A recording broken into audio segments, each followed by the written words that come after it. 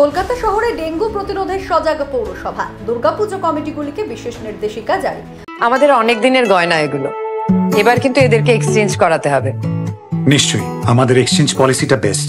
তানিশকে আমরা সব ধরনের গয়নার সমান কদর করে থাকি, তা সে যতই পুরনো হোক না কেন, ছোট বা বড়, যেখান থেকেই কেনা হোক না কেন। আমাদের প্রসেসটা খুব সহজ এবং ট্রান্সপারেন্ট। সবকিছু এই স্টোরেই হবে, আপনাদের চোখের সামনে। আগে তো এরকম কোনো শোরুমে দেখিনি। খুব সুন্দর, ঠিক তোর মতো। 100% value, 100% trust. Tanishq. পুজোর আনন্দের মাঝেই ডেঙ্গুর বিপদ এড়াতে কলকাতা পৌরসভা সচেষ্ট। সম্প্রতি কলকাতা পৌরসভা স্বাস্থ্য বিভাগ দুর্গাপুজো কমিটিগুলোর জন্য একটি বিশেষ নির্দেশিকা জারি করেছে। এই নির্দেশিকার মূল লক্ষ্য হলো মণ্ডপ এবং তার আশপাশের এলাকাকে মশামুক্ত রাখা।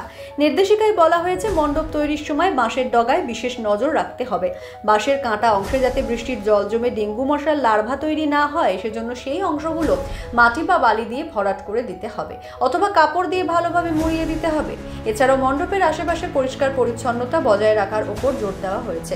কোথাও যেন জল না জমে সেদিকে খেয়াল রাখতে বলা হয়েছে। এই পদক্ষেপগুলো গ্রহণ করলে ডেঙ্গু বাহক মশার বংশবৃদ্ধি রোধ করা সম্ভব হবে। পৌরসভার এই নির্দেশিকা দুর্গাপুজো কমিটিগুলোর জন্য একটি গুরুত্বপূর্ণ বার্তা, যা উৎসবের আনন্দকে ডেঙ্গুর প্রকোপ থেকে সুরক্ষিত রাখতে সাহায্য করবে। Bureau report, 3 news Bangla.